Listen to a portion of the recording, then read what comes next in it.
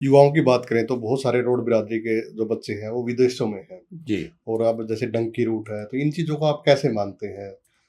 बहुत सारे ऐसे गाँव हैं जो गाँव के गाँव खाली हो रहे हैं, तो इसको लेकर आपकी क्या कुछ राय है? वैसे तो देखो, अगर राष्ट्र की बात करूं तो राष्ट्र के लिए तो यह बात बड़ी दुर्भाग्यपूर्ण होती है कि जब हमारा एक युवा शक्ति जो आने वाले समय को तय करती है, क्योंकि किसी भी परिवार की, किसी भी समाज की, किसी भी राष्ट्र की सबसे बड़ी शक्ति होती है, युवा होती है। जी। और वो विदेश में पलायन कर गया, तो इसको आप समझ सकते हो कि हमारे ये राष्ट्र की क्षति है, जी। बच्चों का ऐसे विदेशों में जाना। लेकिन बच्चे भी मजबूर थे, परिवार भी मजबूर थे। हम किसान वर्ग के लोग हैं, जमीनें इतनी रही नहीं, बंट गई जी। परिवारों में। जिस परिवार के पास 10 एकड़ जमीन थी वो 5 भाइयों में आके 2-2 एकड़ हो गई, और 5 भाइयों के आगे एक एक बच्चे और हो गए तो वो एक एक हो गई। जमीनें रही नहीं इतनी, रोजगार सरकार के पास था नहीं, और ना ही प्राइवेट सेक्टर में रोजगार। अब समझदारी बच्चों ने यही दिखाई कि भाई यहां भटकने से, क्योंकि युवा शक्ति तो कहीं ना कहीं लगती है ना मनदीप जी, जी। अच्छे में नहीं लगेगी तो गलत में लगेगी। बिल्कुल सर। अगर वो यहां रहते तो नशे की तरफ जाते, किसी ना किसी क्राइम की तरफ जाते, उसमें परिवार भी दुखी, समाज भी दुखी, राष्ट्र भी दुखी। तो ये आसान नहीं है डंकी रूट से विदेश जाना।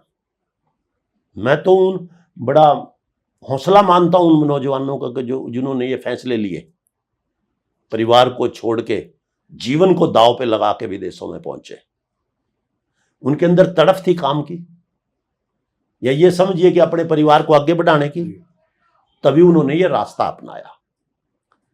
तो मैं उस बात को राष्ट्रीय तौर पे तो मैं उसको गलत मानता हूं, लेकिन अगर मैं उन नौजवानों की तरफ और उनकी सोच की तरफ देखता हूं तो ये उनका एक अच्छा कदम था, अपने समाज को, अपने परिवार को, अपने राष्ट्र को आगे बढ़ाने का, ताकि उनकी ताकत वहां एक पॉजिटिविटी में लगी, एक सकारात्मक उसमें लगेगी। मेहनत कर रहे हैं, 2 पैसे कमा रहे हैं, यहां अपने परिवार का पालन पोषण अच्छे से कर रहे हैं, अपने समाज का नाम ऊपर लेके जा रहे हैं, बढ़ा रहे हैं। अब 2 पैसे, क्योंकि आज तो आपको पता है धन युग है जी, हर चीज पैसे से चलती है, हर रिश्ते भी आजकल पैसों के साथ रह गए हैं। तो उन सब चीजों को देखते हुए मैं उन बच्चों को बधाई देता हूं उनके काम की, कि उन्होंने इतना बड़ा कदम उठा के अपने आप को कामयाबी के रास्ते पे लेके आए। नहीं, यहाँ जो युवा बचे हुए आपको पता है सब नशे की तरफ है। लेकिन ये है कि ये बहुत पहले बहुत सारे साथी जो रोड बिरादरी से हैं वो विदेशों में जाने लगे थे और उन्होंने अच्छी तरक्की की है, गांव के गांव बड़े अच्छे बनाए, बड़े प्यारे गांव बना रखे हैं। बिल्कुल जी, बिल्कुल दिखाई भी दे रहा है। हाँ। आज संपन्नता दिखाई भी दे रही है अपने इस पूरे इलाके में। आप देख सकते हो हमारे समाज के अलावा भी दूसरे समाज के बच्चे भी बहुत चले गए बाहर। मैं पिछले दिनों फरल गांव में था, मेरी वहां बात हुई तो 1200-1300 बच्चे वहां के गांव के गए। वहां कोई बच्चा दिखाई नहीं देता नौजवान, क्योंकि वो ये देखता है ना, पड़ोस में देखता है कि एक पड़ोस का बच्चा विदेश गया और उसका घर बनने लग रहा है जी, उसके घर का स्टैंडर्ड अप जा रहा है, लाइफस्टाइल ऊपर जा रहा है, तो ऑटोमेटिकली है कि नौजवान बच्चा जो अच्छी सोच रखता है वो हिम्मत करेगा, वो भी, और वो कर भी रहे हैं। तो मैं यही कहूंगा कि नौजवानों के पास इसके सिवाय कोई रास्ता नहीं था। यहां रहते, माता पिता भी परेशान रहते, वो क्राइम की तरफ जाते। अब ये तो आप देखो ना कि भी माता पिता बड़े उम्मीद के साथ बच्चे का पालन पोषण करता है, बड़ी हिम्मत के साथ करता है, और यही करता है कि जवान होगा ये काम करेगा और अपना जीवन यापन करेगा और परिवार को संभालेगा। लेकिन यहाँ हालात उसके बिल्कुल विपरीत हो गए थे। तो इस सारे के सारे विषय पे मैं यही बात एक कहना चाहूंगा, बाहर वाले मामले में विदेश की तरफ जो बच्चों ने रुख किया ये उनकी मजबूरी थी, इसके सिवाय उनके पास कोई रास्ता नहीं था। हाँ, कोई भी चीज उसके फायदे भी होते हैं, हाँ जी, हाँ जी। तो ये राष्ट्र के लिए नुकसान की बात है, लेकिन उनके लिए, हमारे समाज के लिए, हमारे इस इलाके के लिए सौभाग्य की बात है कि बच्चे काम पे लग गए जी। तो रोड महासभा अब क्या कुछ करने वाली है, क्या कुछ आप लोगों, क्योंकि करोड़ों का बजट आपके पास है जी, तो क्या कुछ आगे की रणनीति रहेगी? देखिए, हमारे रोड समाज के जो धरोहर हैं, पहले हमारे भवन है जितने भी, पंचकुला में है, कुरुक्षेत्र में है, करनाल में है, असंध में है, पानीपत में है, हरिद्वार में है, हम इनको सबको एक नया रूप दे रहे हैं। जी। क्यों? आज उनको, नौजवानों को जरूरत है अच्छी सुविधाओं की।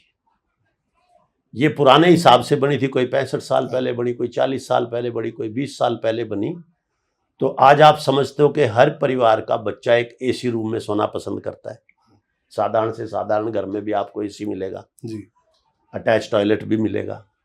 तो इन हमारा सबसे पहले तो यह कि इन जितने भी हमारे समाज के भवन हैं, इनको एक नया रूप देके और आज की सुविधाओं के मुताबिक इनको बनाना। और ये टारगेट हमारा 150 करोड़ के 150 आसपास करोड़ के का बजट का लक्ष्य है। है ये आपका। हाँ, ये भी 150 करोड़ रुपए के करीब हम ये सारे के सारे भवन अपने अच्छे हाँ। आधुनिक सुविधाओं के साथ बना देंगे। और इससे हमारे जो बच्चे हैं, नौजवान हैं, ताकि उनको वहां जाके ठहरने में कोई दिक्कत महसूस ना हो, उनको उनका भी मनोबल बढ़े। जब विदेश से कोई बच्चा आएगा और ये देखेगा कि भी हमारे समाज की ये चीजें हैं, तो उनका भी मनोबल बढ़ेगा, भी हमारा समाज तरक्की के रास्ते पे है। ये तो हमारे भवनों की बात है। उसके बाद जो हमारा एजेंडा है, जो मैंने चुनाव के दौरान अपने समाज के सामने रखा था, जी। जैसे मैं वॉलीबॉल का खिलाड़ी रहा हूं और हमारे समाज के वॉलीबॉल में बहुत अच्छे खिलाड़ी रहे हैं। पहले बलवंत सिंह जी भी रहा, दलेल सिंह मेरे साथ के रहे, और भी बहुत अंतर्राष्ट्रीय खिलाड़ी हमारे समाज के रहे। तो हमारी ये सोच है कि सरकार के सहयोग से हम एक बहुत अच्छी वॉलीबॉल की एकेडमी बनाएं। इन 3 साल के कार्यकाल में उसको जरूर पूरा करें, आज की जरूरत है उसको देखते हुए। क्योंकि वॉलीबॉल इंडोर गेम है, ये आउटडोर नहीं है। ये अंतर्राष्ट्रीय स्तर पे इंडोर में खेला जाता है। तो जब प्रैक्टिस के दौरान वो सुविधा मिलेगी तभी बच्चे आगे निकल पाएंगे। तो हम चाहेंगे एक तो हमारी एकेडमी बने हमारे इस इलाके में, कुरुक्षेत्र में बने, या किसी जैसे कोल गांव है या अमीन गांव है जहाँ से ज़्यादा खिलाड़ी निकले हैं, या और कोई ऐसे, जैसे पिछले दिनों मेरी बात हुई थी अरविंदर कल्याण जी से, हमारे जो रोड महासभा मतलब रोड समाज के जो आज स्पीकर भी हैं विधानसभा में। तो उन्होंने गोंडा हल्के में कोई सरकार की तरफ से कोई मंजूर कराया इंडोर स्टेडियम वॉलीबॉल के लिए जी। तो हम चाहेंगे कि वहाँ उसमें अच्छी सुविधाएं हो, और जो सहयोग हमसे हो पाएगा हम भी अरविंदर कल्याण जी का करेंगे खिलाड़ी होने के नाते। तो इस तरह की उपलब्धियां भी हम चाहेंगे कि हमारे इस इलाके में हो। और दूसरी हमारी है कि भी हमारे समाज में इतना प्यार और प्रेम भाईचारा बढ़े, समाज में तो बड़े ही बड़े, हमारी ये भी सोच रही है कि भी दूसरे समाजों के साथ भी हमारा प्यार और तालमेल अच्छे से हो। क्योंकि एक समाज से बाहर निकल के फिर एक राष्ट्र की बात शुरू हो जाती है। एक समाज तरक्की करता है, राष्ट्र तरक्की करता है, एक परिवार करता है तो भी राष्ट्र करता है। तो हमारी ये सोच रहेगी कि भी ज्यादा से ज्यादा जीवन को समझे और आपस में प्यार बढ़ाएं अपने दूसरे समाजों के साथ। जैसे हमारी पीढ़ी दर पीढ़ी होता है, गांव के अंदर सभी 36 बिरादरी के लोग रहते हैं जी। तो हमारा समाज की सेवा में आने का हमारा ये भी उद्देश्य है कि हमारा संबंध दूसरे समाजों के साथ भी अच्छा रहे।